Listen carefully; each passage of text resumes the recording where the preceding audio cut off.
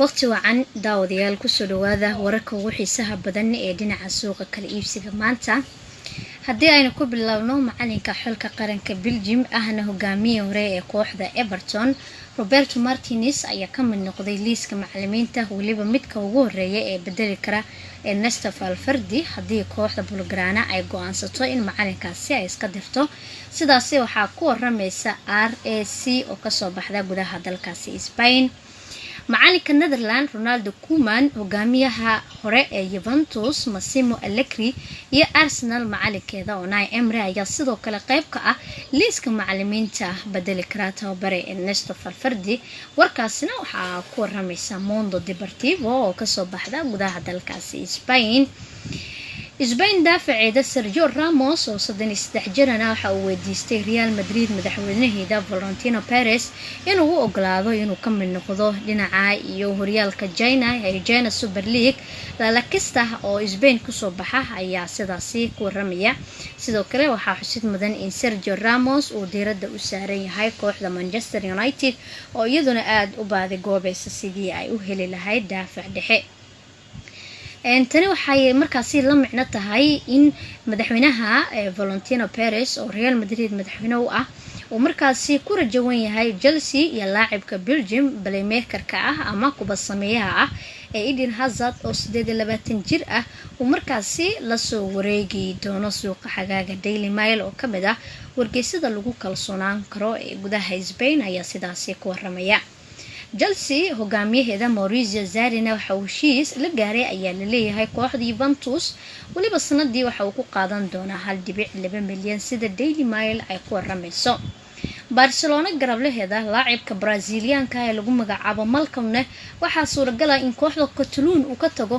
hase ahaatee 12 bilood ayaa laga joogaa markii booqdo lagala soo wareegay 22 jirka Brazilianka ah. haddaba waxaa lala xiriirinayaa in si amaaha uu kaga mid noqon karo kooxda Tottenham Hotspur iyo sidoo kale kooxda kale ee Ingiriiska ay ka wada ciyaaraan ee Everton suuqa Janaayo sida markaasi uu ku waramayo Sport iyo sidoo kale Daily Star.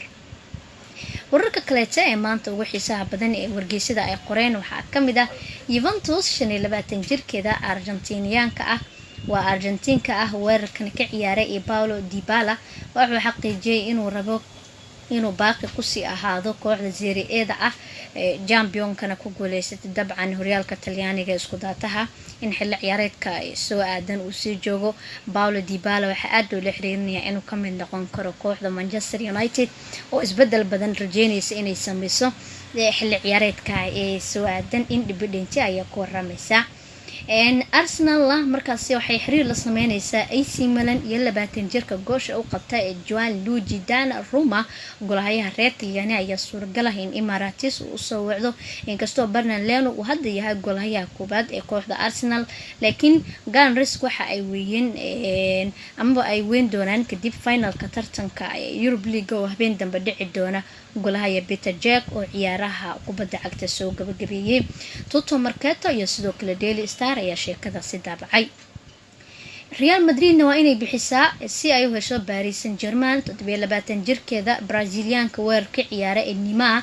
1.2 milyan toddobaadkii si Bernabeu ay u geyso AS iyo sidoo kale Daily Mail ayaa ku waramaya. Real Madrid waxay sidoo kale u baahan tahay in markaasi suuqa ay geliso 300 oo kun si ciyaartooy ay u soo iibsato. Frankfurt laacibka Serbianka weerarkan kaga ciyaaray ee Luka Jovic oo 22 jirana waxa uu rumaysan yahay in Premier League sidoo kale Serie A uu yahay horyaal aad u xiiso badan laakiin suuragal aanay hadda ahayn inuu u dhaqaaqo. warar kale ee maanta wargeysada ugu xiisaha badan akhyaari waxaa kamid ah kooxda lagu magacaabo Manchester United iyo Real Madrid waxa ay loolan kala kulmayaan Tottenham iyo Real Betis waana qadka dhexe ee Argentina Gianluigi Lacasco oo 23 jir si suuqa xagaaga ay la soo wareegaan. Daily Mail ayaa warkaasina ku waramaysa. Manchester City waxay qiimeynaysaa xaalka loo selko ciyaaryahanka lagu magacaabo oo dabcan ka tirsan kooxda waa markaasi sheekadaasi waxa daabacday Manchester Evening News. Ajax iyo Netherlands daafaceeda Matthias de Ligt oo 19 jir ah waxa lagu soo waramayaa oo lala xiriirinayaa Manchester United sida Fox Sport oo ku waramayo. West Hamna waxay markaasi 18 milyan dhigaysaa Portugiiska qadka dhexe ka ciyaaray Andre Gomes oo 25 jir ah Barcelona sidiiday laacibka Spain waxaa dabcan lagu bixin doonaa 35 milyan waxaa xusin mudan in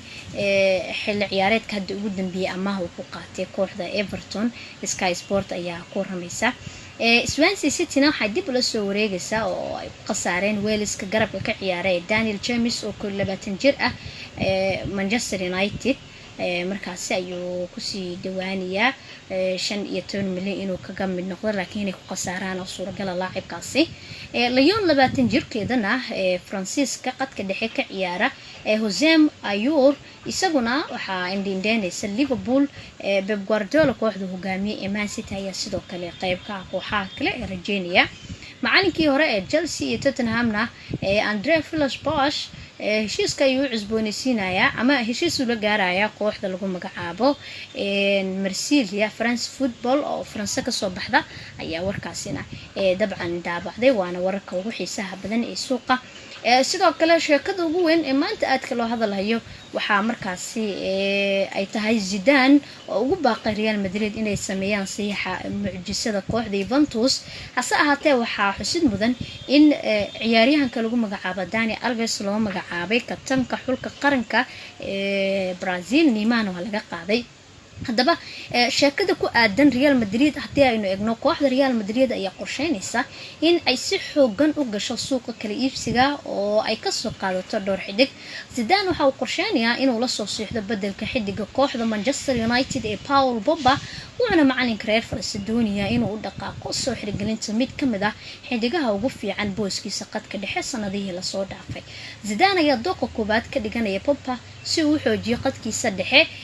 laakiin heshiiska ayaa noqonaya mid aad u adag maadaama maamulka kooxda Manchester United ay diidan yihiin inay iska fasaxaan adeega laacibkaasi haddaba Leighton Sport wuxuu leeyahay Zidane wuxuu codsanayaa oo maamulka Los Blancos uu ka codsanaya inay sameeyaan saxiixa Miralem Pjanic oo ka tirsan kooxda Juventus marka bedelkiisii ayaa uu ka dhiganayaa maadaama Paul Pogba uu muuqdo inaanu heli karin sheekooyinkii maanta ugu muhiimsanaa dhinaca ciyaarahana waa inta aad baad u mahadsantihiin daawashadiina waxaan idin leenahay comment ka soo dhiibta waxyaabaha ciyaaraha ugu dambeeyay aad isleedihiin sidoo kale hadii markii ugu horeysay aad daawanayso channelkan subscribe thank you